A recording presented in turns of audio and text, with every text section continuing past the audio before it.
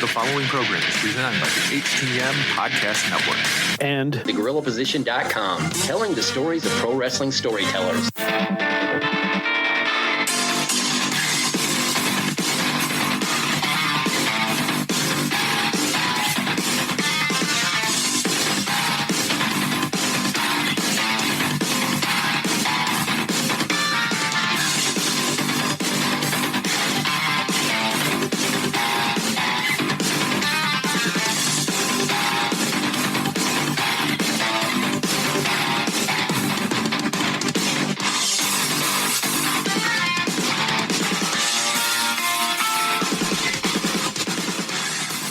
Welcome to another episode of Turnbuckle Talk, powered by thegorillaposition.com and a proud part of the Roar Network.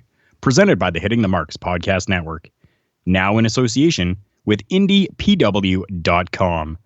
We're sponsored by collarandelbowbrand.com, where you can get 10% off when using promo code JKPodcast at the checkout. And in partnership with HypeCityVapors.com, where you can get 15% off all your e-juice for your vape by using promo code JKPodcast. We're found on Facebook, Instagram, and Twitter by searching at TBTalkPod. You can listen to us on Podbean, iTunes, Google Podcast, CastBox, and all those other podcatchers out there. As always, I'm Carl Carafel. And I'm Big Joe. And welcome, everybody, to another episode of Turnbuckle Talk. Yeah, absolutely. Now, another week has come and gone in the world of professional wrestling. Before we get to the bulk of our news, though, to do with you, Carl, let's tell everybody kind of about what happened with you at this CWE show, because you got to be more than just a fan in the crowd there. I definitely did. A huge thank you to my friend Alex Parr, to Sue Online, and to On TV here in Sault Ste. Marie. The full video has not come out as of yet, but I do know that it is still in the works. But we did get a preview. We were able to get a preview of the Diego Da Vinci versus Vinny Da Vinci matchup, where, that's right, your favorite podcaster was on commentary for the entire show. Full video not released, but what an amazing experience it was. From what I understand, they were happy with me. I was happy with them. And this is going to be something that we continue to do. Nice. So coming back, Canadian Wrestling's Elites will be back here and doing another cross-Canada tour. And they're stopping here on May 24th when CWE returns. And they've already announced their headliner for this next run. And we're looking at the franchise, Shane Douglas. Nice. So this is going to be super amazing. Hopefully everything turns out very well with this full video from the show that they're going to release and put out. Hopefully it's received well too. So all of you that are listening, I'm going to post links for it once it becomes available. Go and watch it. Show them that you want to see independent professional wrestling on your computers. Let it be known that you guys want to see this, so that this company, Sue Online and On TV, that they will allow that we record again. From what I understand, Danny, the owner of the promotion, was very happy and pleased with what we did. There were a few times where he was actually out while we were doing commentary, and you could see him. I could see him in the corner of my eye. He was kind of chuckling at some things that we were saying, and he was looking over, and he was like, had a big smile on his face, and it seemed as though he was quite happy with what we did. So I'm very thankful for that. And I'm sure that when they come back on May 24th, that we will be able to do commentary once again. Super exciting. Like, this is something that I've never done before. And I'm happy to have done it. It was an experience of a lifetime, and I just want to continue doing it. Yeah, very cool, and definitely looking forward to when they come out there the next time. Now, sticking with commentary, something interesting is happening with the NWA after all the fallout with Mr. Jim Cornette. They seem to have found who their replacement is going to be for the spot, and it's a very interesting choice, and we are talking Mr. Stu Bennett. Now, for those who aren't aware of who that is, and if you're a WWE fan, we are talking about Mr. Wade Barrett. So that's who that is. That's who they've got in that spot. Very interesting choice, and I got to say, I think that's a pretty good move. I have to agree with you there. I think it's a very good addition, but it seems as though that this is only going to be for the In the Fire pay-per-view. So this could almost be like an interview of sorts to see how he can actually do to possibly bring him in as a full-time commentator. That's what I'm seeing right now. I'm not seeing that he is going to be full-time, but he's just been brought in for this Into the Fire pay-per-view show. We'll see how this all goes and if he can kind of help to recover things a little bit, because after this Jim Cornette business kind of happened, if you go onto their YouTube channel and if you go back to the first episode and the first few, you saw the numbers were pretty up there. Like we're talking in the six digits for the number of views. Like even the first one, they got almost 750,000 views. And after this has happened, like they're plummeting in how many people are watching that. So I'm hoping that this can kind of bring some positivity back there, because that whole situation really hurt them. It definitely did. So yeah, we're definitely going to have to take a look and see and keep watching this to find out what's going to happen in this case. Yeah, because I think he's a great choice, and he has some connections with Nick Aldis as well. So they could maybe even do some tag team stuff. Maybe even have a match between the two. That would also be very interesting too. So there's a lot of different ways that you can go about doing this now that they have him there. So that's right. Okay, so going from that, Carl, to this has been a pretty big thing, even just since not just since we started recording last, but this is something that's been kind of piling up here, an issue, not just in professional wrestling, but I mean, this is happening kind of all over the place. Social media here. Now, the big one that kind of got this going here was this whole interaction between former ECW wrestler Sandman and Jordan Grace from Impact. And him essentially saying that women don't deserve to be in the main event, and that just kind of opened the floodgates to kind of all kinds of crap going on here. I don't like, and even if people are making the argument, oh, this is all just kayfabe, this is all the narrative, this is all having to do with the story, why is this stuff happening on social media and not during the actual shows or during the TV shows? And WWE is really guilty of this too, and AEW is as well. They did something with MJF. He did like a little promo, and it only showed on YouTube, and it was excellent. These guys are doing too much on social media and these other platforms that don't get the attention, at least not the right attention. Very much so. I mean, my whole thing on this, whether it's a work or not, honestly, I feel there's no place for this in professional wrestling. Mm-hmm. I get that everyone's entitled to their own opinion, but come on now.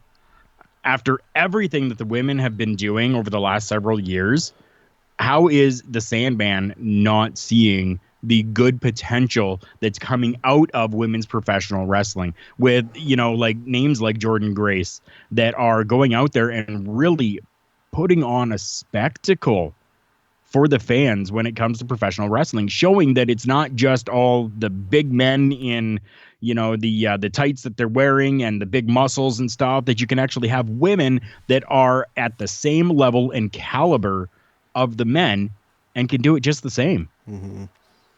And this isn't the only thing that's been going on, too. We've seen more from Mr. ACH now that he has left WWE. MLW supposedly signed him to a deal, as far as we knew, and he's already quit there. And here's a statement. Now, this is going to be a little NSFW, just to warn you guys ahead of time here. This is right from his social media. I hate you shitty fans that think you know it all. More importantly, I hate the snakes in this industry. None of y'all would never say anything about me to me. And all y'all can go screw yourselves. I'm canceling my shows and I am quitting professional wrestling. Again, the stuff being aired on social media, and I mean, there's just been nothing but negative attention brought to this. These guys just need to learn to just airing all your dirty laundry out there. It's bad on every level. I don't like this at all. Any of the stuff. Yeah, me either. I mean, any of this social media stuff, I mean, I get it. Like it's your own personal social media. You have the rights to be able to go out there and say whatever you want on social media. But I mean, there comes a time where, just it's your personal stuff. You really want your personal stuff being out there all over the internet for everyone to see? Mm-hmm. I mean, no, like I don't want all of my personal stuff, being thrown out there. If I'm upset about something, you know what, I'll maybe make a post about it and be like, hey, this really grinds my gears. But I mean, other than that, like I'm not going to continue on with it. I'm not going to keep going with it, you know. And it's just ridiculous. And then even stuff like this, let's say coming from ACH, hypocrite. Yeah. Hypocrites, because if for those of you who don't know, somebody went out there and they put a tweet out there in Spanish, I believe it was. Yep. And he responded back with "Bing, bing, bong, bong. I don't understand," or something like that. Yeah. Like, wow, dude, you're out there and you're getting so pissed off at this company for being racist. But now you're being racist to somebody else. You just totally made a hypocrite of yourself. Yep. And I have absolutely no respect for this guy anymore. No. None. Yeah. And another thing, too, that's been coming up, and I guess this is not so much social media, but with YouTube, Mr. Teddy Hart and Maria Manica started their own YouTube channel. And since that has kind of happened, Major League Wrestling has gotten rid of Teddy Hart. This is a guy that's, if you're not really aware, you can go and kind of do some research on this. This guy, for the amazing talent that he is in the professional wrestling ring, the guy has no filter and no perception of what's really going on in reality. And I think that's become pretty clear now that this is a guy that, as great as he is, it's like he's determined to torpedo his own career at the same time. Definitely, you're right. I It's mean, so unfortunate. MLW releasing him from whatever contractual agreements they had. Yeah. This isn't the first time. No. There are other companies that have done the same. Now, whether it's, him maybe believing too much that he is as good as he actually is, because don't get us wrong, he definitely is an amazing talent, but kind of thinking that maybe he sees himself as being more above everybody else.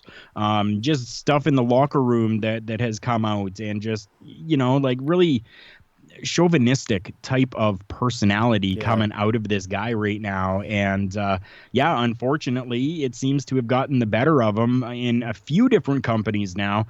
So burned bridges. Way to go, dude. Burned bridges. Yeah, I mean, you have the last name Hart. I mean, one of the most respected names in the business, and dude, you could have had such an impressive career and follow in the footsteps of Brett and Davey Boy and Owen, and just by choice or just by bad decisions, maybe a combination of the two. It was so. And this New Heart Foundation, they have such a good thing going there too, and that I don't know what the future of that's going to be. So it's unfortunate, and then just that it's pissing me off that this social media is kind of the cause of a lot of this kind of stuff too. Which, and I think it's getting to the point where they're almost going to have to monitor this kind of stuff closely on a company level when it comes to these talents and their social media accounts. They're going to have to start clamping down on this stuff because it's getting out of control. Yeah, it definitely is. Unfortunately, it does seem to be getting out of control. Yeah. And I mean, that's the hard thing with social media, right? Yeah. Like, how are you going to be able to monitor what they're putting out on their personal pages? You're gonna have to, right? Like, that's the biggest thing right there. Yeah. So, I mean, it makes it so hard. And going more with social media, and now we're talking on the fan level, dealing specifically with AEW. This is something that I see quite a bit of, and it makes my head explode on a regular basis when I see it. We're talking AEW fans, or I guess this is probably likely a lot of people who are very, very pro WWE and very anti AEW, saying already AEW is failing. They're 10 weeks into their TV show, and you guys are already calling it quits already? Like, seriously? Yeah, I mean, again, that's something that, like, really, people? AEW is still a small company. They're still growing. They're still within, like, their first 5 years. For a successful business, you're looking 5 years to make success out of something. That's just the way it is. 3 to 5 years, they say, in the business world. Mm-hmm. We're not even at a year yet for these guys. Not even 2 months. So my thing, it's too new to determine if they're failing. Yeah. And why are we caring about this at all? Shut up and just enjoy and watch some good wrestling. We finally have a good alternative to the WWE, and all you marktards seem to be doing is complaining over and over and over again about the product that's out there.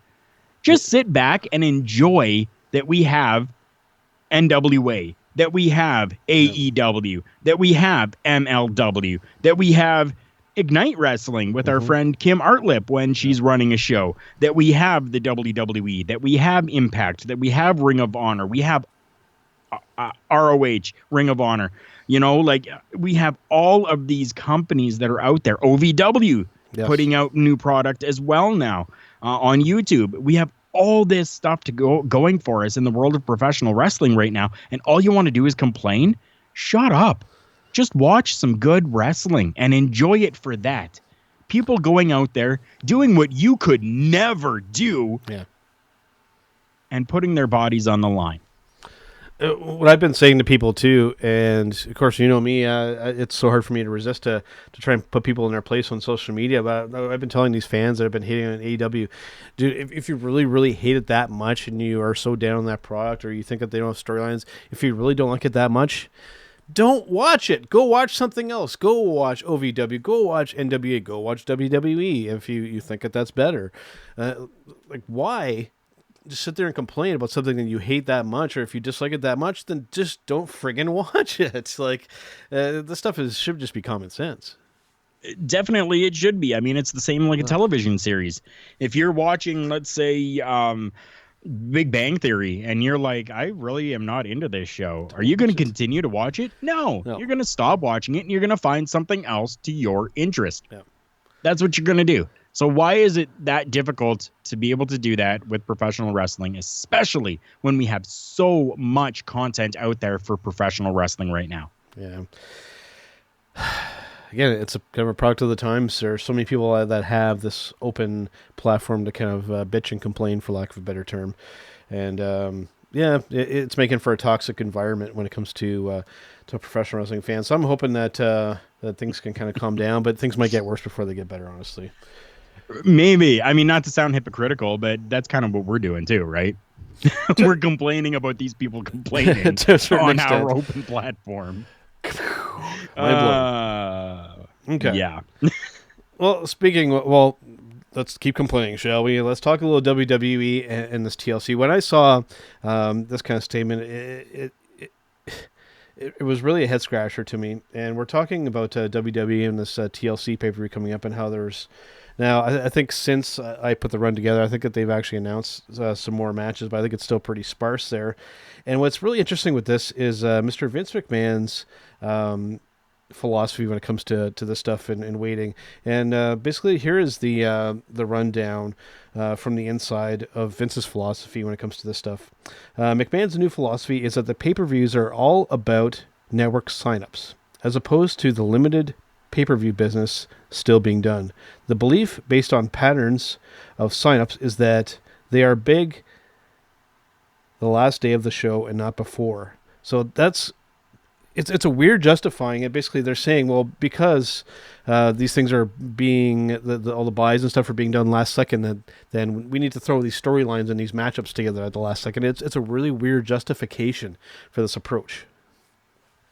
Yeah, it definitely is. What I'm getting from that is pretty much that Vince McMahon is saying after a pay-per-view is when everybody is going out and, getting their subscription, because people have been talking about the pay-per-view the day before and people are excited about it. So now people are getting it afterwards. So we want to build that excitement, and we're going to keep everything all hush-hush until the day before to build that excitement around the pay-per-view to allow people to get it beforehand and not after the pay-per-view. Yeah. It's kind of what I'm hearing from that. I could be totally off in left field, but yeah, that's what I'm hearing.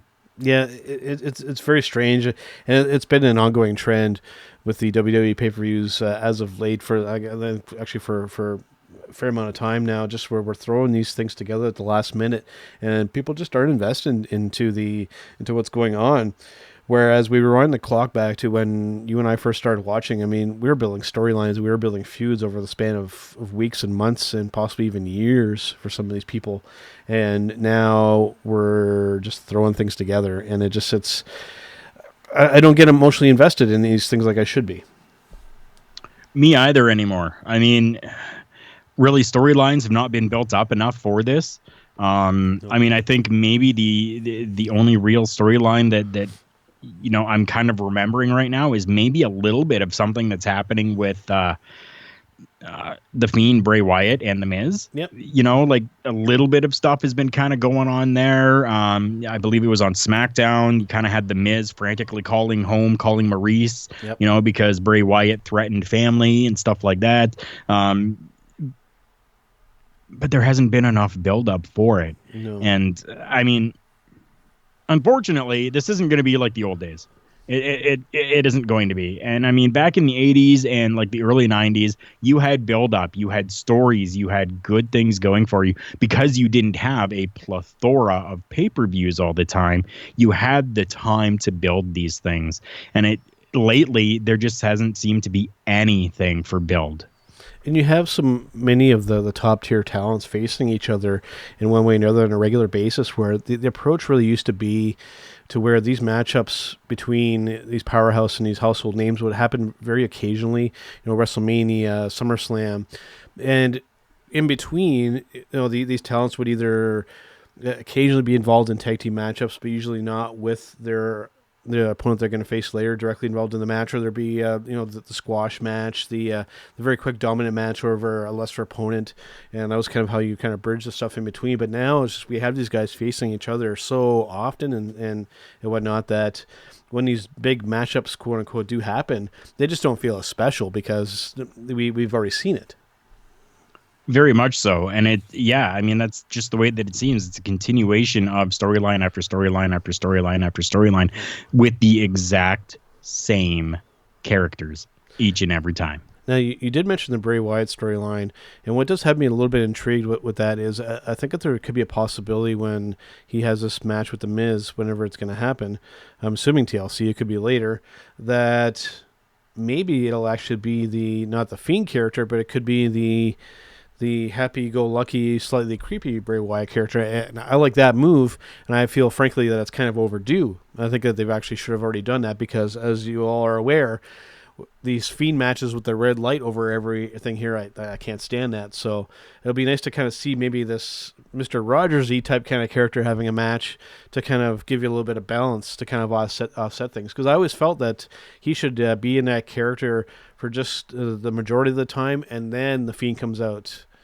as kind of a special attraction once in a while, not all the time. Definitely, I agree with that too. I mean, when you have a character that's got a dual personality like this, you can't focus just on the one. You really have to meld the two of them together. They, thankfully, for the first little while, they were doing that with Finn Balor as well. They had Finn Balor, and then they had the Demon, and the Demon only showed up once in a while, which was a good thing. So I think that they really need, you're right, they really need to kind of do that as well. They need to really step back a little bit and allow for Bray Wyatt to maybe take a little bit of the reins here, because I think that this is something that he might want to be doing as well, which is kind of evident in this whole story that's happening between him and The Miz right now. So hopefully that is the case. Hopefully we will kind of see Bray Wyatt and not the Fiend for a little bit of time. You actually read my mind on that, because I was just thinking that with the Finn Balor and the Demon character, they handled that so well in NXT, and then when he came over, it's like they forgot what the whole meaning of that other persona meant. The whole point behind that character was you have regular Finn Balor, okay, and then you have him driven to the point where, like, at first he's kind of like the happy-go-lucky Finn Balor, and then you push him and push him and push him to the point to where, okay, now the Demon comes out. When he went over to the main roster, they forgot that whole approach entirely, and even just shortly before, they brought him out to have a match, and it came out of nowhere. It's like, well, because this is a big show, well, we have to use the Demon character. No, he didn't get driven to the point to where he needed to take on that persona at that point. So that whole meaning behind that whole character lost all of its meaning because they forgot how to do it. Yeah, you're right. I can't add anything more to that. You're 100% right. So it's we're seeing that a little bit with this Bray Wyatt and Fiend character. So I'm hoping that they can kind of right that ship there and handle that in a different way. Because if we see too much of that Fiend, it just doesn't feel cool. It doesn't feel special when we see it all the time. That's right. Now, we just had talked about here build up and, announced matches and stuff for TLC. I'm going to throw something out here that isn't on the run, but was announced just recently here. So, and I want your take on this. Do you think that this is too early, or do you think that this is good time for these announcements to happen? Okay. So for anybody that doesn't know, Batista and the NWO, being Hogan, Nash, Hall, and X-Pac, they will be inducted into the 2020 WWE Hall of Fame. We're looking, it's November, or it's December, I mean. And we've got, January, February, March, April, 4 months to go until WrestleMania, until that time. Do you think that 4 months is too early to be announcing this? Or do you think that this is maybe a good time, considering that we want more build-up? That's interesting, because it does feel a tad early, but I think that approach would work to go that early if you really wanted to make these Hall of Fame presentations. Like if you wanted to incorporate some kind of storyline or something going into this, that makes sense. But I mean, this is usually just kind of like an awards type thing where, they come in and they reminisce about their career and whatnot. There's no real kind of storylines or kayfabeness kind of coming into this. It's usually just the person as the person in these presentations. And we see sometimes how that kind of gets carried away with, with Goldberg, Mr. T and whatnot, where these kind of guys just kind of ramble on and on and on. But I digress on that. It does feel a touch early. But, I mean, if they can space them out enough, I'm okay with it, as long as they don't announce them all over the next 2 weeks and then we just wait and wait and wait. I think I have to agree. I mean, not necessarily that this is too early, but they're going to have to really space it out properly. Yeah. So I know, years past or whatever, they've gone through, and then at last, 4 weeks, they're announcing, someone. Like they keep announcing and announcing, and then you're overwhelmed with it, and it's like, holy crap! How many more? Right? You start to get that thought of, you continue announcing people. Well, how many more? Right? But if they do this, maybe they've done it this week, and then let it go 2 weeks, and then maybe throw out another name, and then let it go, another couple of weeks, and then throw out another name, and then after that, you're going to continue to build on those names. So we're not announcing all the way to the end. We're going to announce everybody early, which in this case, and this is just my own head and mind going here. This isn't actually what's happening. But now we've got Batista and we have the NWO. So these are two names that are going to be in the Hall of Fame. So now we're going to do something about Batista and put it out there on the network. Now we're going to do something about the NWO and put it out there on the network. So it's giving them more content for the network, which is going to draw more people to get the network, because they now want to see who's going to be the next inductee and what kind of special thing are they going to be doing on the network for that person. See what I'm saying? Yeah, I get you. Yep, that could make sense. And that was interesting too, that with the NWO one, that X-Pac was kind of in there. I thought maybe they could have used somebody else, but I guess it makes sense.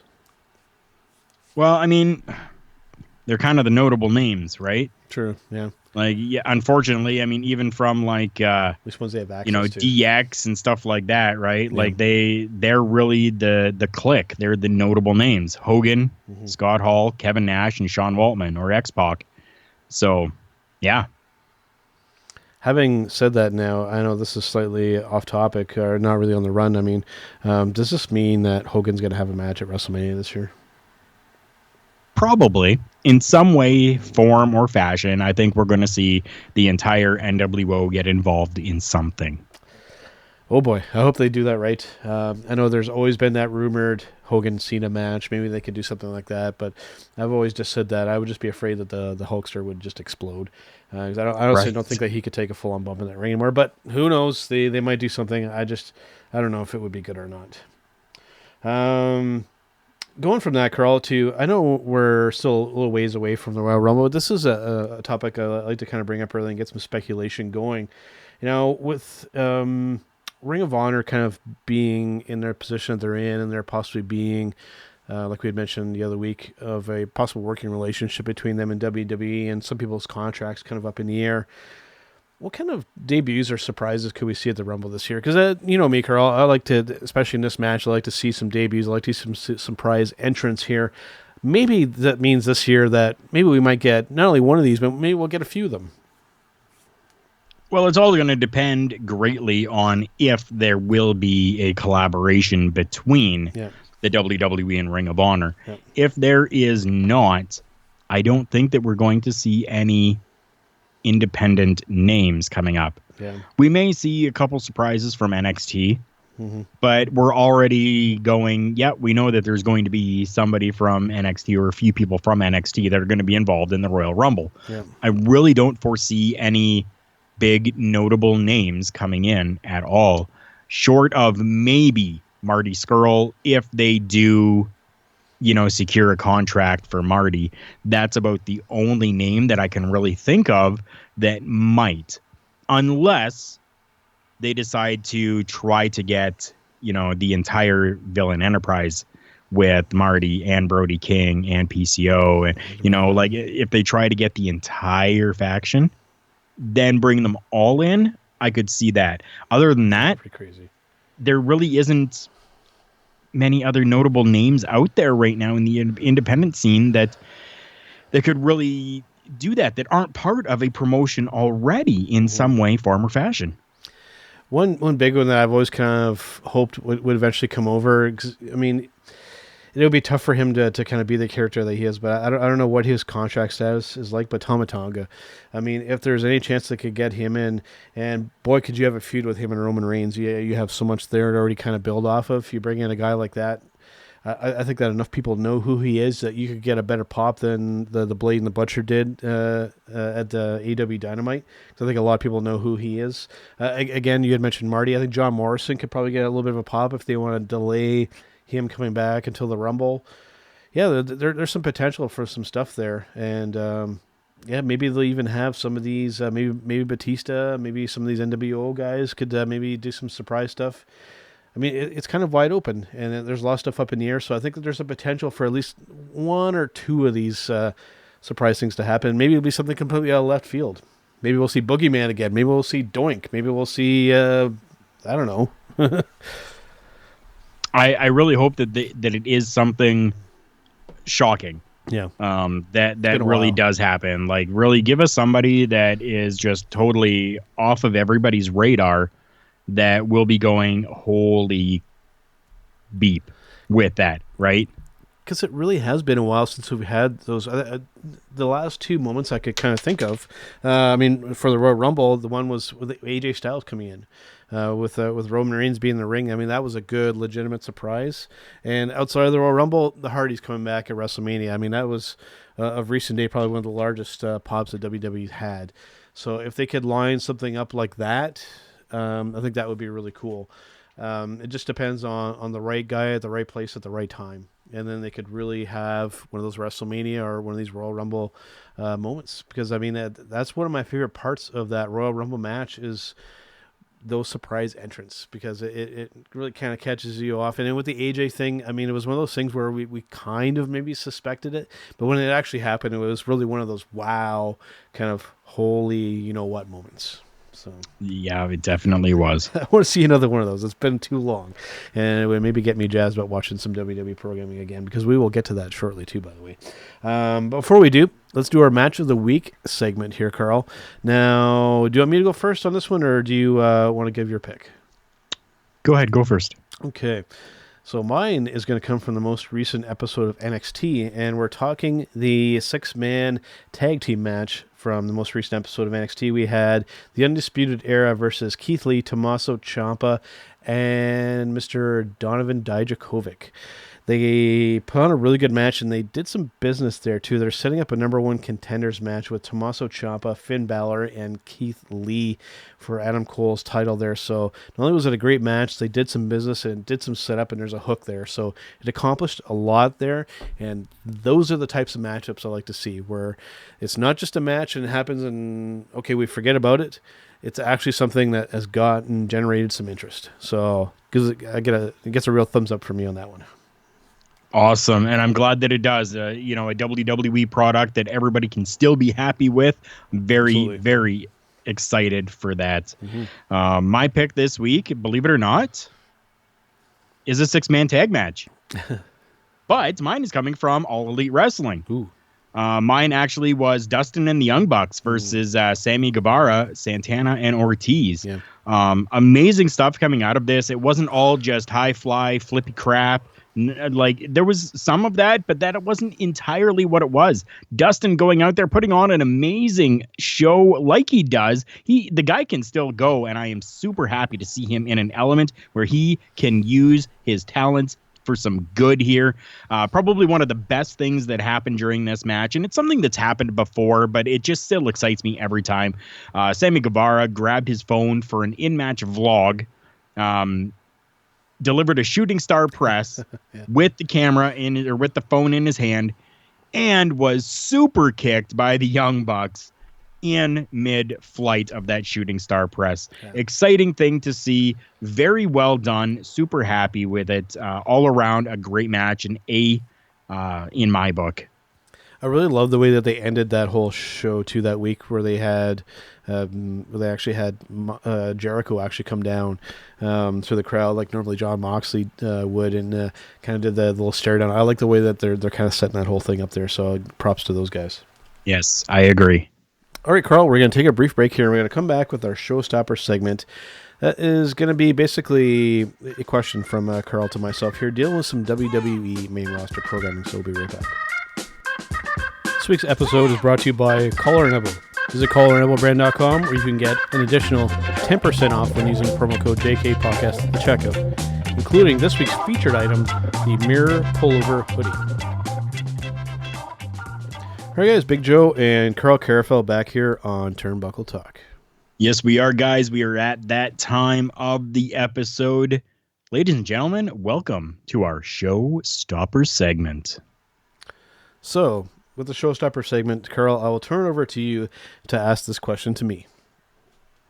Definitely. Thank you very much for this platform for me to be able to question you this time around. This is something that other people have asked me about, so I figured it was time that we bring this up again, because we have brought it up before. Yep. So, Big Joe, have you been watching the WWE main roster shows lately? And if not, why? When it comes to Raw and SmackDown, the answer right away is no. I've been watching bits and pieces of it here. I do watch some highlights so that I can stay up to date on kind of what's going on. But as for sitting down and watching the complete shows front to back, absolutely not. I feel that my time is so much better spent watching NXT, watching AEW, watching some of these other promotions, OVW recently with our friend Franco Varga there as well. There's so much other good stuff there that I can watch and be positive about, as opposed to watching Raw or SmackDown and just sitting and just hating it and complaining about it. Now, that's really what it comes down to me with this whole deal. And the main thing that's had me turned off lately, and this is one storyline in particular that maybe once it goes away, I'll make an attempt to start watching more on a regular basis again, and that's this whole Bobby Lashley, Lana, and Rusev storyline. That deal that they have going on there, it so turns me off of the product. I get what they're going for. I know that storyline appeals to some people, but for me, it's a big turnoff with that business. And the show, I see that and the shenanigans going on there. Yeah, Lana's nice to look at. It's eye candy. Yeah, I get it. But it's a dumpster fire, especially that storyline. I know there's some other stuff that's going on that can be good. There's so much more positive stuff going on there in the wrestling business that I don't have to sit through and torture myself with this stuff. That's what it comes down to. Yep, I totally get it. I mean, this is stuff that I've seen from lots of other people out there as well. Yeah, I mean, other people are saying that they just PBR the show and then they're watching the entire thing in 20 minutes because that's all that's interesting. Yep. It's unfortunate, but I mean, just it's the way it is, and it's something that it's strange because we were for quite a long time calling for some good competition and whatnot. Now that we've got it, I find myself watching that stuff more, especially with WWE's main shows being the way that they are. And again, I have to stress the point that I'm not hating on WWE and wishing for them to fail, or just kind of being a bad fan. We want them to succeed. I want them to succeed. But in the meantime, just they're making it for me to not want to watch it. And that's the unfortunate thing. I do still record, well, not Raw because I don't subscribe to the Sportsnet channel anymore, but I do still PVR and record SmackDown, so they are still getting some numbers from me. But I can't bring myself to watch the entire things. It feels so much like my intelligence is being insulted as a fan on those shows. And with NXT being as good as it is, and AEW being as good as it is, with Ring of Honor maybe to a lesser extent, NWA, with CWE, there's so many great alternatives out there that I don't need to continue to torture myself. And when it comes to the negativity, again, bring up the social media aspect, and with Raw and SmackDown, there's just so much negative stuff going on in social media with people fighting back and forth and complaining and bitching and arguing. I just don't want any part of it. And I hope that they can kind of get back to it being a premier destination to watch. But in the meantime, it's a no for me. Well, there you have it, ladies and gentlemen. The word from Big Joe. Now, before we do kind of wrap this up, to kind of turn this in the other direction, have you been steadily kind of watching the main roster? And what's been that whole effect with you on this? I have not been watching the main roster at all. I find that I, just like you, have way many other options that I can watch that are out there for me that I'm happy with. To be perfectly honest with everybody, I have deleted from my PVR the scheduled recordings for Raw and SmackDown. Why?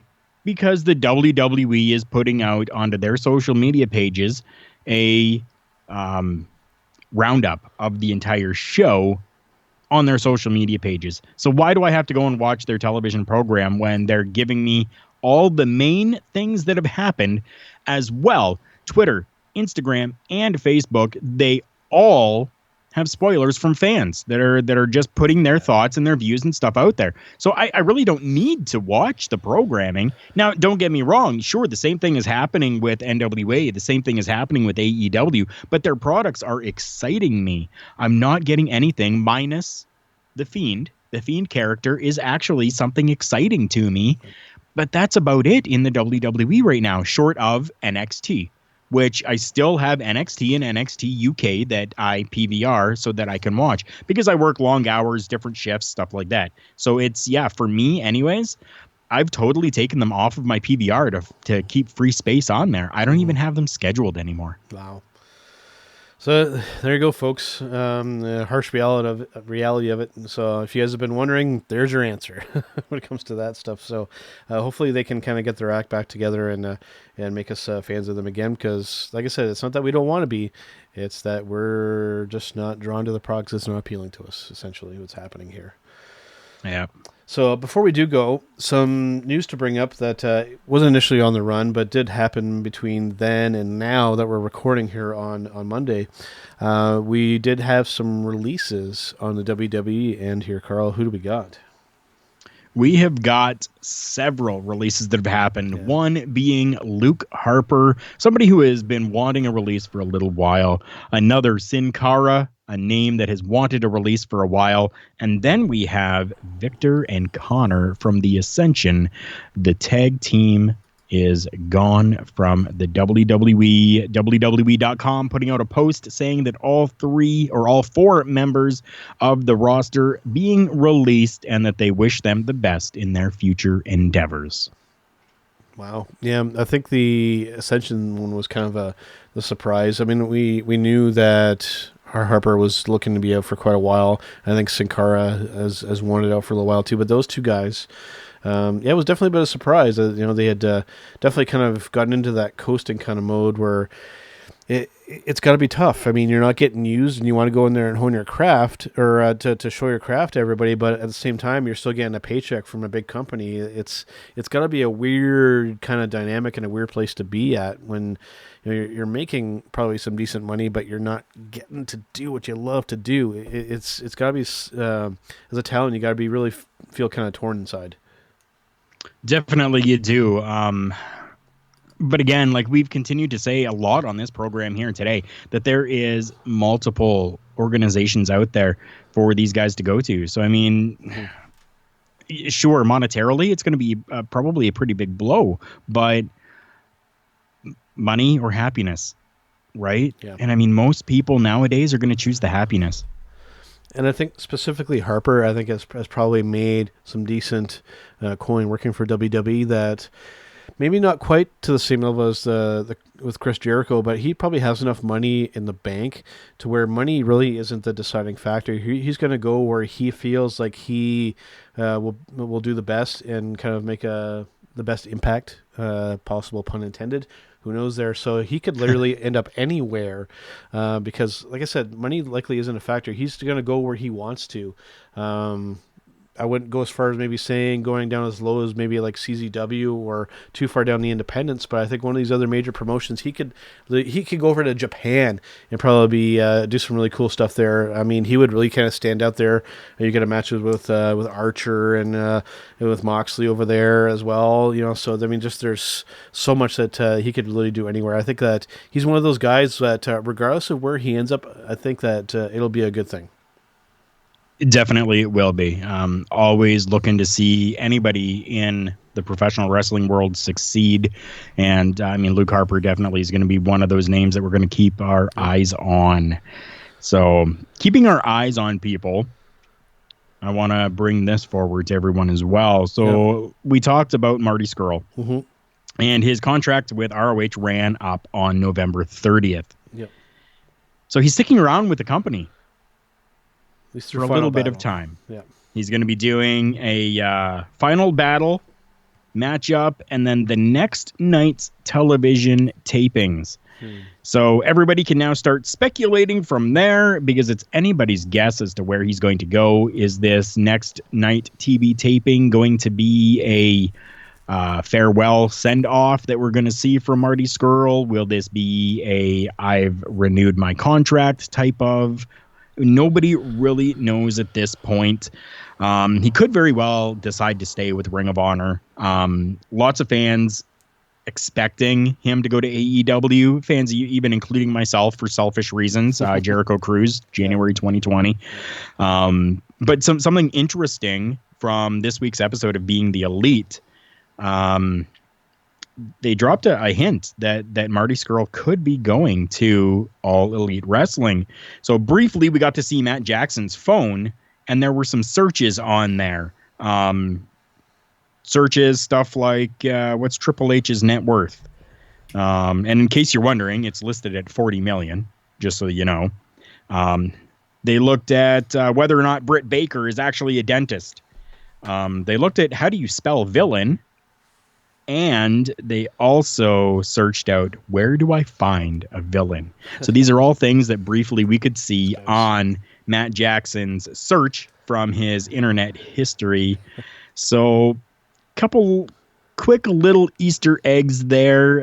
Something that, who knows, we're going to have to just continue to watch this story. And as stuff like this breaks, we're going to continue to bring it to you guys. And hopefully soon we'll find out where Marty Scurll is going.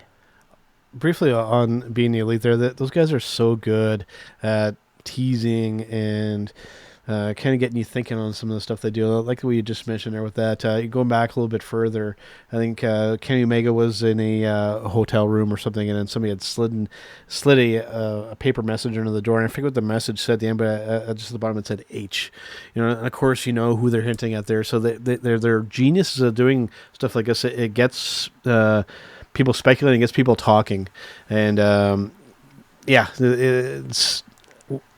I'm really curious to see now. I mean, I would be really surprised if Marty stays with Ring of Honor, especially knowing all the kind of shenanigans that are going down there right now. I mean, even recently, I guess somebody had gotten a hold of a message that Joey Mercury had put out, or that he had sent to somebody, and it showed a list of people that they're planning on releasing and whatnot. There's some strange it's strange days in Ring of Honor, so I would be really surprised if Marty decided to stay there. Honestly, because I'm sure that he's probably aware of what's going on. So I'm thinking that he'll probably want to jump ship as quickly as possible, I think. Yeah, probably. I mean, that's, something that, who knows? Yeah. Who knows? I mean, time is only going to tell. I mean, it's something that just, it's got us talking, and that's good, because it's keeping us in business and keeping us going with these podcasts, because we just always have a few more different things that we can talk about. And I mean, hints are being dropped all over the place. Even Marty Scurll is dropping his own hints as well. Yeah. He released a series of photos on Instagram teasing his Villain Club faction, possibly coming to AEW. Being like Marty Scurll, along with ROH's Brody King, Darby Allin, and Priscilla Kelly. Right, in a separate post, he's standing next to Luke Harper, which, we just talked about. He was released from the WWE. Yeah. And both of them, he captions it Villain Club with a question mark. Yeah. So it's very interesting to really see what's going to happen with all of this, and hopefully something good is on the horizon for Marty Scurll, because he is right now the most talked about guy in the world of professional wrestling. He really is, with all of this stuff happening and all of these Twitter posts and these Instagram posts and being the elite and all of these different things happening right now. Everyone seems to be buzzing and talking about Marty Scurll and what's going to be happening. So, as a fan of Marty Scurll, I'm very happy with all of this. And just one more thing briefly before we do go for this week here, Carl, and that little message, that list regarding Joey Mercury and these supposed names looking at being released. A real big standout one on there for me was Shane Taylor. I mean, there's a guy that could go over to, I think, especially with in NXT, and imagine teaming him and Keith Lee up together. You would have a real powerhouse tag team there that could clean up and really do well there. Or even if they wanted to have them separately, that'd be great too. Even if you wanted to have them feud against each other, no matter which way you slice it there, you would have something really cool. So he's a guy that I'll be waiting to see kind of what happens with him too. If he does get released from Ring of Honor, he's one of those guys, I think if he were to come to NXT, wow, it would be pretty damn cool. Let's just put it that way. Yeah, I agree. So, all right, man. Well, I think that's about it. I don't think there's really any other breaking news to kind of mention, so I guess we will wrap up for this week, and we will see you guys on the next one. Have a nice day. It's me. It's an honor to be the beat. As you can tell in the background, we are out celebrating. That is what we do here at hittingthemarks.com. And I invite everyone to continue to tune in to Turnbuckle Talk, but check out all of our other shows. We have weekly content, especially lit up by the flagship show, Hitting the Marks Pro Wrestling Podcast. You can find that all at hittingthemarks.com. Run.